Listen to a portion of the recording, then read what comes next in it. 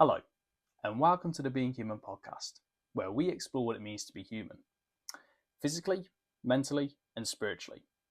We upload an episode of this podcast every single week, so whether you're new here or if you're returning and you have not yet, make sure to hit that subscribe button. You do not want to miss any of these episodes. On this episode of the podcast, I sat down with Johnny Holt, Judo Jimmy, and Joe Taylor. We sat down to watch and review Johnny's amateur MMA debut at BMF 9 just a few weeks ago. This was a spectacular debut for Johnny. He looked at home there. Johnny is a born fighter. We watched the fight, went through it. Jimmy and Joe gave their thoughts on Johnny's camp, the fight itself, and where Johnny's going from here.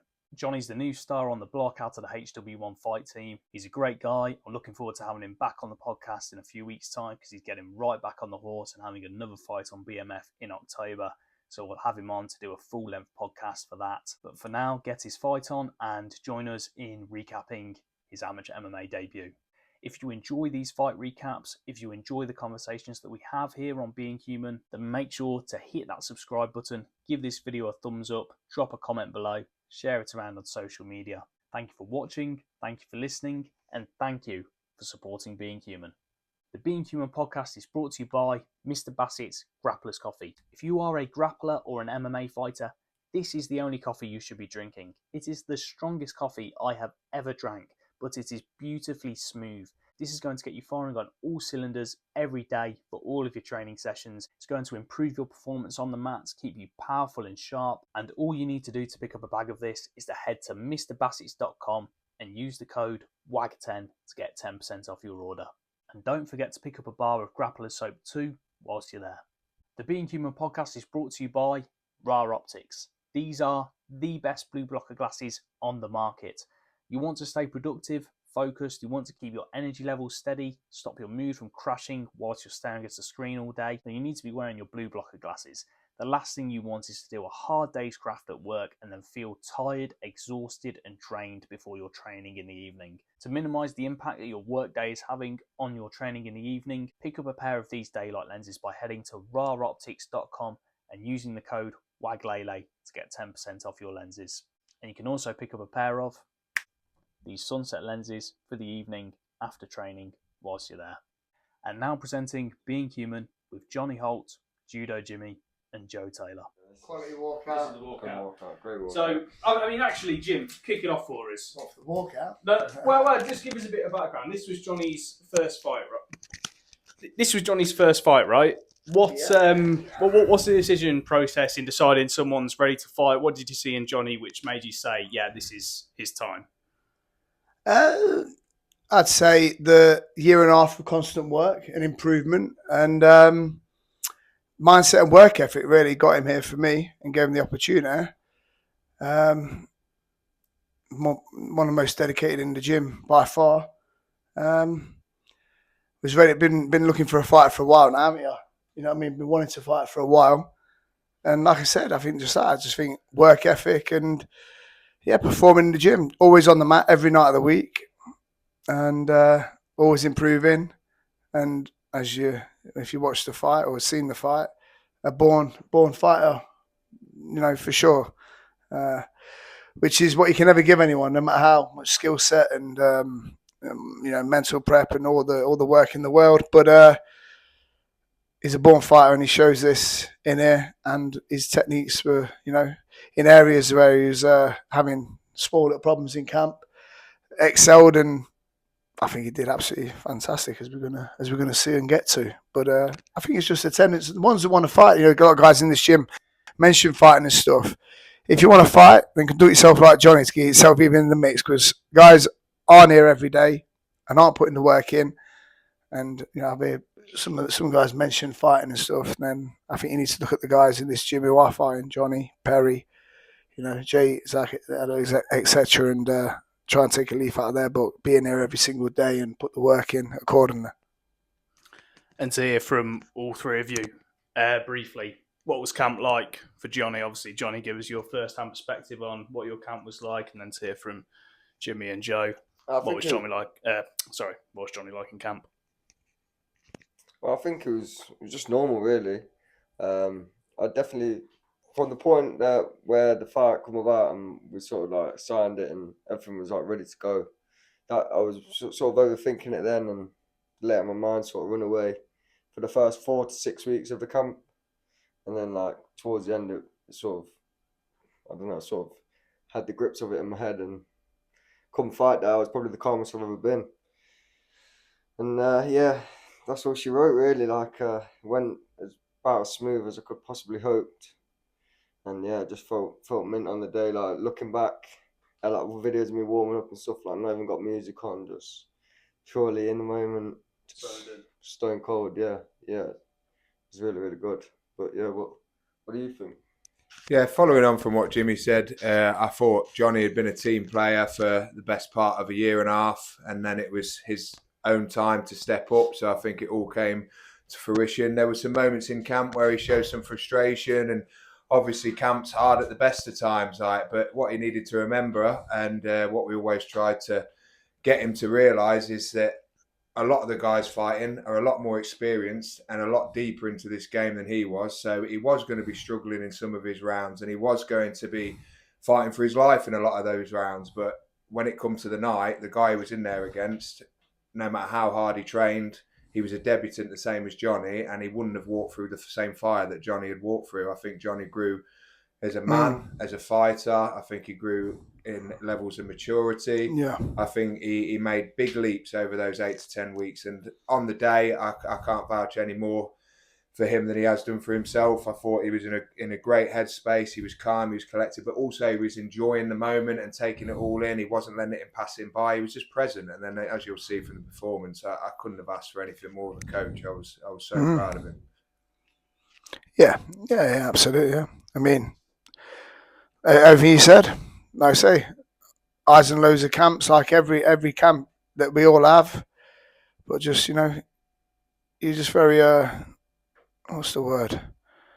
Persistent and resilient in what you want to do and what you want to achieve, Johnny. And for someone who's got like no martial arts background, he ain't come up through martial arts or anything like that. What you've achieved in 18 months from nothing is very admirable. And you should be proud of yourself, mate, like we all are. And the camp was good, the camp was good. You grew a lot, and I think it's the start of some exciting nights. And this opponent, he weren't no slouch, man. He'd been in the army, and he'd boxed for years, and he's a blue belt competitively or competitive. He competed in jiu-jitsu, but in the army. Like, you know what I mean? He's just.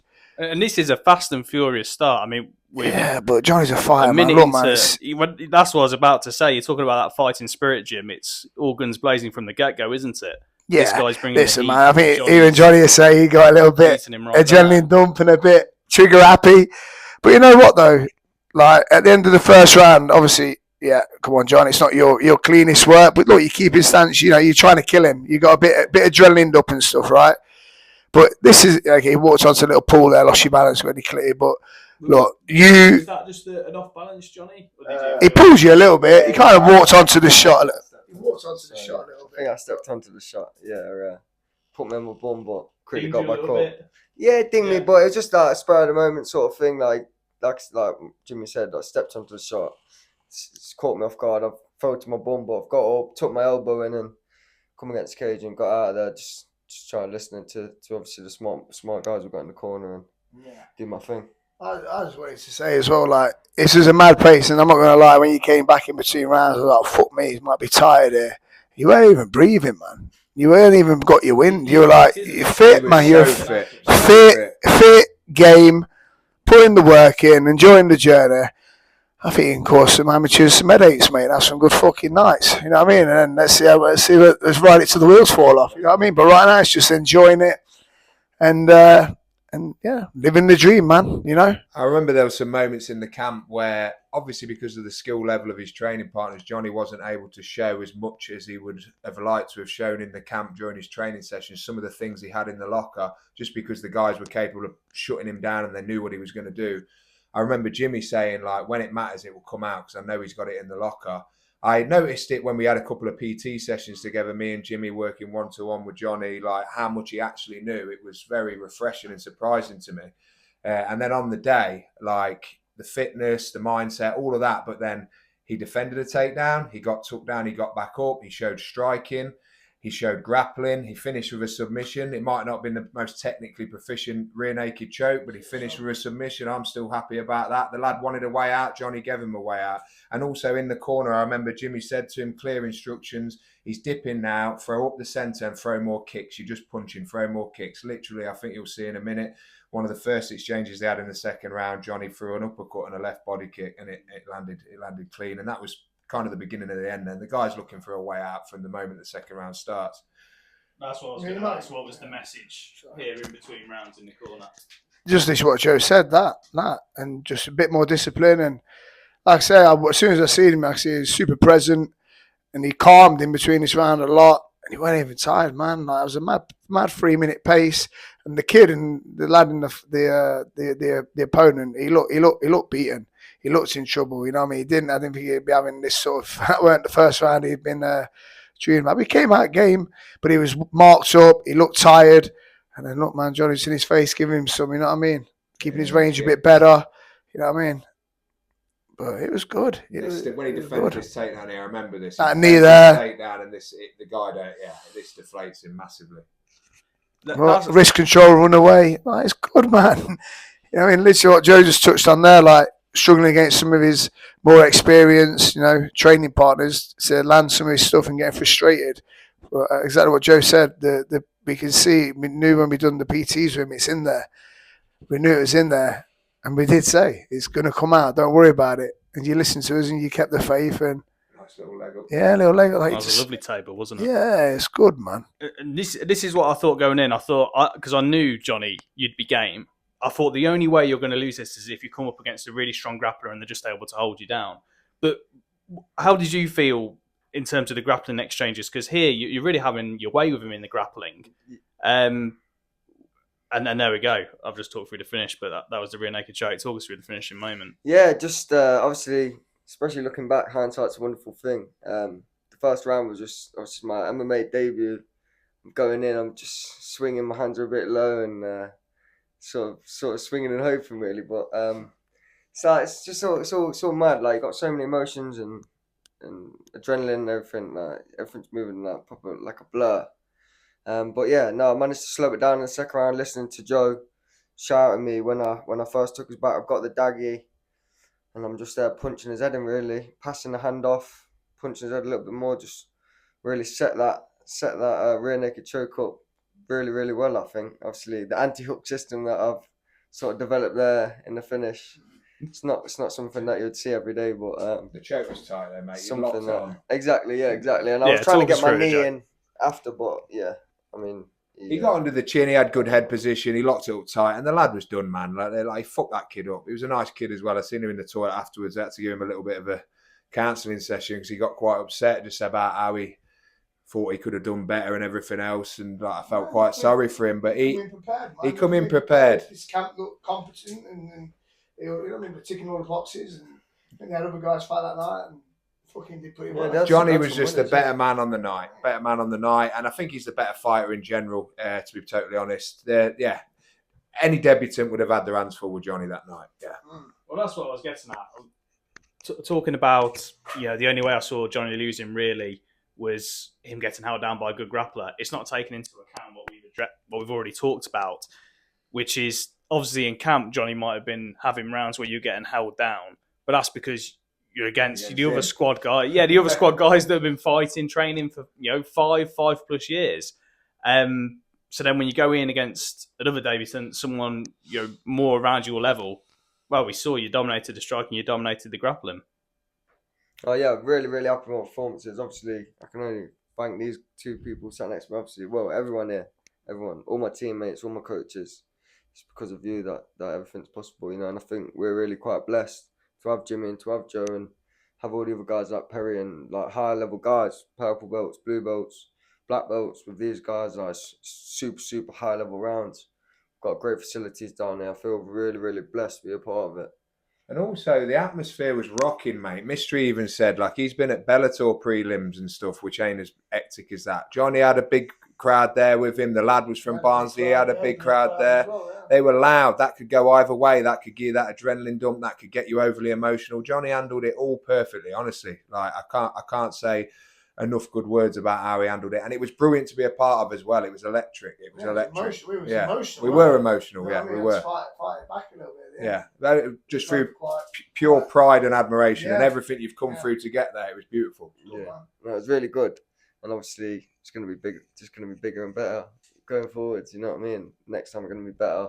It's good to get the win and stuff. But straight away after the fight, as soon as I could watch it back, I was there and I was sort of saying that, oh, we can improve this, we can do better here. So yeah, the only way is upwards really. Get back in another comp and then excited to go again. So that's it. What's next? Straight back on it. Yeah, no, definitely. Obviously, listen to the coaches, so do as I'm told. Yeah, with respect to that, but yeah, I'm game. I'm not injured. Train every day, regardless, really. So, just a case of when the day presents itself, the opponent presents itself. Anyone really, anyone, anytime, any place. But yeah, that's it. Yeah, Jimmy, Joe, give us your finishing thoughts on the whole experience and what's next for him. Yeah, I think it's just like I said, start of a journey. I think, like I say, Joe said it as well a minute ago. He's not only grown as a martial artist and stuff and a fighter. He's grown as a person, as a man. He's a pleasure to be around. I think it's just an exciting part of his journey, and it's just good to be part of it. And like I say, ride it till the wheels fall off and enjoy every second and just keep doing it, innit? You know what I mean? And it's good. It's good to see. It's good to see. It's good to be part of. Yeah, Johnny's now set the standard for these kids coming in off the street who want to better themselves and they want to fight. It's not just going to happen overnight in a gym like this. You've got to put the time in. You've got to be a team player. You've got to make the effort. You've got to be seen here doing what's required through the good sessions, the bad sessions, and you've got to be consistent. It's not always who's best, it's who's left. Yeah. And he come in and he didn't have much of a background. He'd done a little bit of kickboxing here and there, but that was it. He's been built up from the ground up, and it ain't happened overnight. It's took a long, long time. We're not talking years upon years, but 18 good months of solid graft. And now he's been able to reap the fruits of his labour in that fight, and hopefully next time he'll be a better version of himself and keep on going. Who knows what the ceiling is, but as long as he's happy, as long as he's enjoying his training, I can only see his life getting better through this path he's chosen. Absolutely. Yeah, I mean, to give my thoughts on it for whatever my opinion is worth, I think two things that really stood out to me with Johnny throughout this whole process is, number one, like Johnny's an athlete, like we said. You guys, we talked about this on the last fight recap, how you were going to implement certain standards from an athletic perspective, from the strength and conditioning, certain times for the 2 mile, certain times for the 3 mile, certain floors on the Versa, rows, etc. Yeah, Johnny's been on that consistently, and he's really excelled, hasn't he? He's got good times, and that's a testament to obviously his athletic background, but hard work too. And then the second thing is, you just looked at home there, Johnny. I mean, Jimmy said it, like born fighter. Some people, you look when they walk out, the body language tells a lot. You can tell when somebody's stiff and nervous, they don't know where to look, looking at the camera. You just looked at home. I think you felt that. It looked like you felt that, right? Yeah, definitely, 100%. Almost surprising, really, especially, like I say, at the start of camp, when you have all the nerves and everyone doubts themselves, don't they? And telling themselves this and telling themselves that. But I mean, even the night before, I was trying to put myself in them visualization thoughts that I'd been doing throughout the camp, getting myself prepared, like going through the fight and not just winning straight away, like having difficulties, getting knocked down and managing to come back and obviously secure the victory in the end. And just felt super, super calm, super present on the day, and genuinely couldn't have gone any better. Once again, it's thanks to these guys. I think confidence in your own prep, and and your team behind you, everyone, your teammates, me and Joe with you. No one talks, no one blows. We don't blow smoke up anyone's arse, It's very factual, and you put the work in, and I think that you just carried that.